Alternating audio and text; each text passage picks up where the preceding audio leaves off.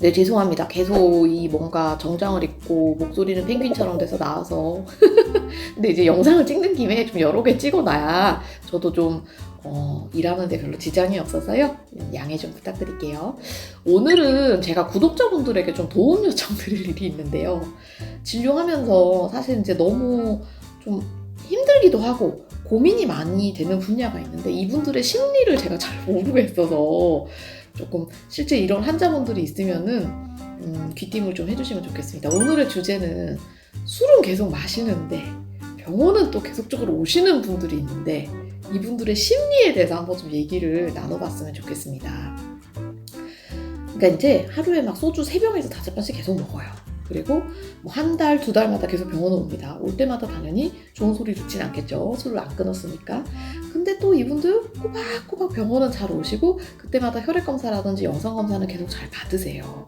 근데 이제 이렇게 오시는 분들이 의사 입장에서는 너무 힘듭니다. 왜냐면 이제 자주 오시기는 하는데 의사는 그래도 이제 직업적으로 내 환자가 뭔가 건강이 좀 좋아지고 혈액검사가 조금이라도 나아지고 이렇게 돼야 좀 뭐랄까 직업적으로 그래도 보람감을 느끼는데 뭔가 이제 계속 술을 드시는데 병원 오시게 되면 의사 입장에서는 밑 빠진 독에 물 붓기? 그러니까 약간 이렇게 의지가 좀 좌절되는 그런 경향이 있는 것 같아요. 그래서 이 부분에 대해서 이제 저도 결국 애정을 가져야 이 환자분들한테 조금 더 이제 좋은 방향으로 이분들을 이끌 수가 있는데 원인을 모르겠는 거예요. 어떤 생각으로 자꾸 병원은 오시는데 이렇게 안 변할까? 그래서 한번 정신과 선생님이랑 또 얘기를 한번 나눠보고 그랬는데 결국 뚜렷한 답은 아직까지는 찾지는 못했습니다. 그래서 이제 제가 생각했을 때 이분들이 술은 계속 드시는데 병원에 오는 이유가 이제 이런 게 아닐까라고 생각해 봤는데요. 일단 첫 번째는 병원에 온다는 것 자체가 그냥 내가 노력하고 있다. 이 정도의 건강관리는 내가 하고 있다라는 위안감? 이런 게 아닐까 또 싶고 그 다음에 어쨌든 최악은 면하고 싶다. 그러니까 술은 먹었을 때 건강이 안 좋아질 수는 있는데 뭐 살짝 황달이 있고 간 수치 높은 거 정도는 감당할 수 있는데 이것 때문에 막 갑자기 복수가 찬다든지 이런 최악의 상황을 면하고 싶다. 이거가 또 심리가 아닐까 싶고요.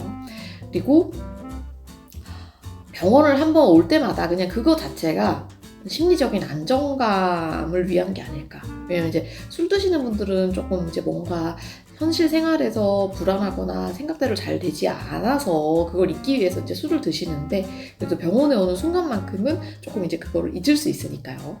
그리고 아마도 이제 나는 가기 싫은데 뭐 마누라가 너무 잔소리를 한다든지 가족분들이 너무 걱정을 한다든지 이럴 때 이제 가족이나 주변 사람들을 좀 안심시키기 위해서 병원에 오는 게 아닌가라고 저는 일단 그렇게 생각을 해요. 그래서 일단 그래서 이렇게 원인이 되면 의사로서 접근 방법이 그냥 단순히 술 끊으세요 이렇게 얘기를 하는 건 어차피 안 먹힐 것 같고 사실 이제 그분들이 처한 상황을 조금 더 이제 들어보고 공감을 하고 좀 점진적인 변화를 유도를 해야 되는데 이게 참 대학병원 외래가 특히 내과의 경우에는 뭐 3분, 4분 만에 한 환자분을 진료를 하고 오더를 내야 되는데 사는 얘기 듣기가 쉽지가 않거든요. 그래서 참 요새는 그래서 이런 분들이 오면은 목표를 좀 낮게 잡고 있어요. 그러니까 술을 끊는 게 목표가 아니라 하루에 5병 드시는 분이면 하루에 3병이나 4병으로까지 줄이는 거. 그리고 일단 정말 말씀하신 것처럼 최악은 막자. 그러니까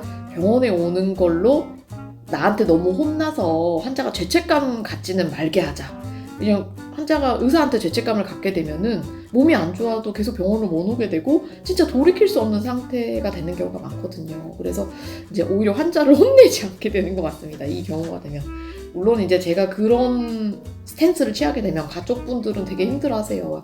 의사가 그래도 환자를 혼내야지 의사가 너무 환자를 저렇게 자꾸 보듬어 주니까 자꾸 저러는 거 아니냐 이러는데 의사가 그런 마음 때문에 그러니까 정말 최악은 면했으면 하는 마음 때문에 그래도 병원에 와서라도 좀 쉬셨으면 하는 마음이라 잔소리를 좀 안 할 수도 있다는 거를 좀 이해를 해주셨으면 좋겠어요. 그리고 술 말고 다른 뭐 스트레스 해소할 수 있는 게 있으면 좀 추천을 드리고 싶은데 이건 참 쉽지 않은 것 같아요. 특히 이제 5, 60대 남자분들은 일단 스트레스 푸는 방법이 딱 고착화돼 있어서 이거 말고 다른 거를 뭐 등산을 해보시라 뭐 음악을 해보시라 얘기를 드려도 거의 안 되는 것 같습니다.